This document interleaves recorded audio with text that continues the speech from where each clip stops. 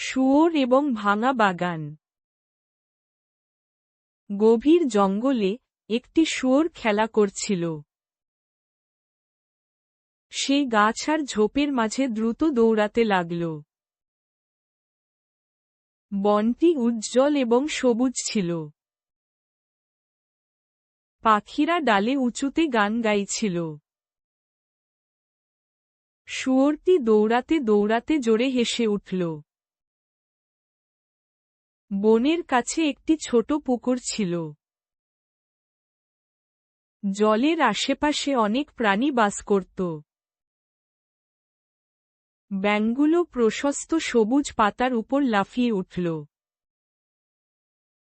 কচ্ছপরা উষ্ণ সমতল পাথরের উপর বিশ্রাম নিত। হাঁসগুলো ধীরে ধীরে পুকুর পার হল। পুকুরের কাছে একটি খরগোশ থাকত। খরগোশটি উজ্জ্বল ফুল ফোটাতে খুব পছন্দ করত। তার বাগান ছিল রঙিন এবং পরিপূর্ণ।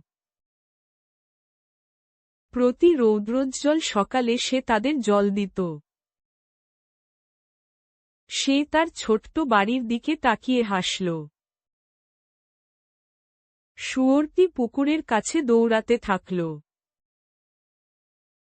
সে খরগোশের বাগান দেখতে পায়নি। সে সোজা নরম মাটিতে পা রাখল। ফুল ঝরে গেল এবং কাণ্ড ভেঙে গেল।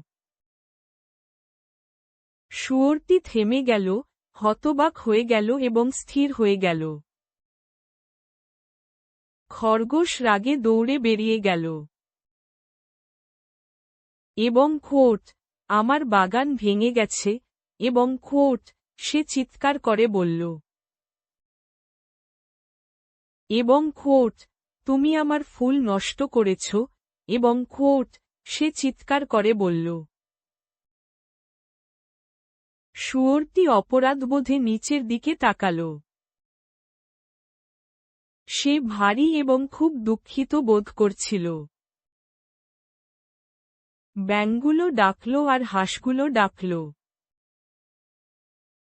এবং খোট, শুয়োর, খরগোশকে দুঃখিত বলো, এবং খোট, তারা বলল। পাথরের উপর থেকে কচ্ছপগুলো মাথা নাড়ল। শুয়োরটি ধীরে ধীরে মাথা নিচু করল। এবং খোট, আমি দুঃখিত, খরগোশ, এবং খোট, সে ফিসফিস করে বলল। খরগোশ মাথা ঘুরিয়ে নিল।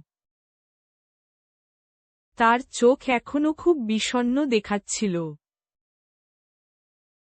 শুয়োরটি চলে গেল না।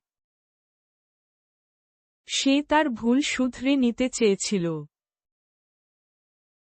সে একটা ভালো পরিকল্পনা ভাবল।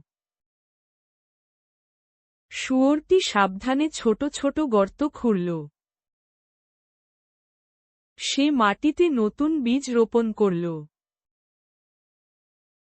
ব্যাঙগুলো জল আনতে লাফিয়ে উঠল।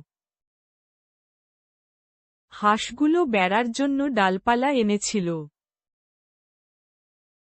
কচ্ছপগুলো তাদের খোলস দিয়ে মাটি ঠেলে দিল। খরগোশটি নীরবে অবাক হয়ে তাকিয়ে রইল।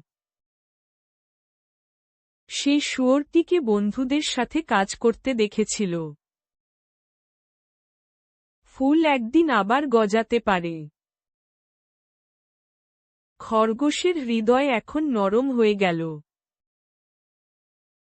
সে শুয়োরের কাছে এগিয়ে গেল।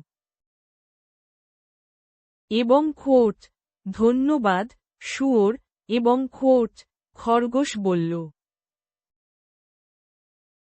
এবং খোট, আমি তোমাকে ক্ষমা করে দিলাম, চলো আমরা বন্ধু হই, এবং খোট। শুয়োরটি জ্বলজ্বল করা চোখ দিয়ে হাসল। পুকুরের পশুরা তাদের চারপাশে উল্লাস করছিল। একসাথে, তারা ফুল ফোটার জন্য অপেক্ষা করছিল।